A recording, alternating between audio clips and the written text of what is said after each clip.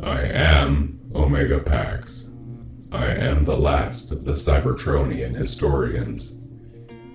This is the history of Transformers.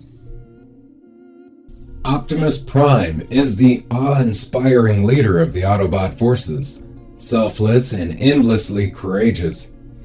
He is the complete opposite of his mortal enemy, Megatron. Originally a mere civilian known as Orion Pax, he was chosen by the Matrix of Leadership to command, the first in a number of heavy burdens he had been forced to bear. Another is his bringing the Transformers conflict to Earth. Every casualty, human or Cybertronian, weighs heavily on his spark. He does not show this side to his soldiers, and never succumbs to despair. The Autobots need a decisive, charismatic leader, and that is what he gives them. It was that leadership which turned the tide of the Great War. On the battlefield, there were few who rivaled Optimus Prime's prowess. He is easily the strongest of any Autobot his size, and his Ion Blaster and Energon Axe are deadly weapons. He would sacrifice his life to protect his fellow Autobots, or those under his care, and does so on a regular basis. His compassion for other sentient beings is his only real weakness, and one the Decepticons have taken advantage of time and time again, though it's also the source of his strength. After the Combiner Wars, Optimus watched the reconstruction efforts, not wanting to overstay his welcome, and preferring to leave Cybertron's leadership in its existing hands. He bid farewell to the Mistress of Flame and Windblade, and departed for parts unknown. On the way, he received a vision of future events from the Matrix, and headed back towards Metroplex City. There he met up with Megatron and told him of his vision, believing that the Combiner Wars and Trypticon's attack were signs of a greater threat, one that would lead them to their ultimate destruction. Megatron laughed off his concerns, and the two parted ways. Optimus made his way to the Primal Basilica, where he found Perceptor standing over the Mistress of Flame's battered corpse. Unable to do anything for her, Prime activated the Basilica's defenses as a means of stalling Trypticon. Learning from Perceptor that Rodimus had given up the Matrix, the two entered the chamber of the Chorus of the Primes to have the Matrix returned to him.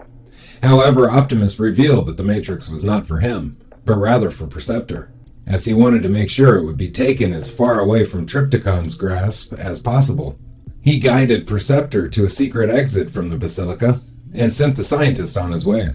Warned by the Chorus to beware of the power of the Primes, Optimus charged back towards the battlefield and began attacking Trypticon, rescuing Victorion. Optimus led the Combiners into battle against Trypticon, but the Titan managed to hit him, sending him hurling towards sharp rubble.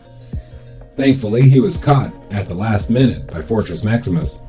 As the two Titans battled, Optimus found Megatron watching the fight and demanded he assist them, but Megatron refused.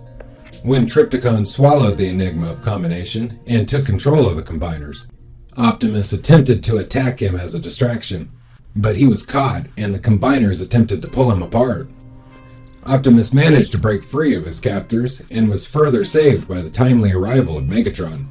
Against Optimus's wishes, Perceptor returned and tricked Trypticon into swallowing the Matrix. However, this ultimately proved successful, and Trypticon released all that he had swallowed during the conflict before falling inert once again.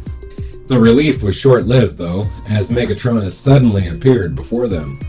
Optimus and Maximus attempted to surprise attack Megatronus, but he brushed off their blows and fired a beam through Optimus's chest, killing the Autobot once more.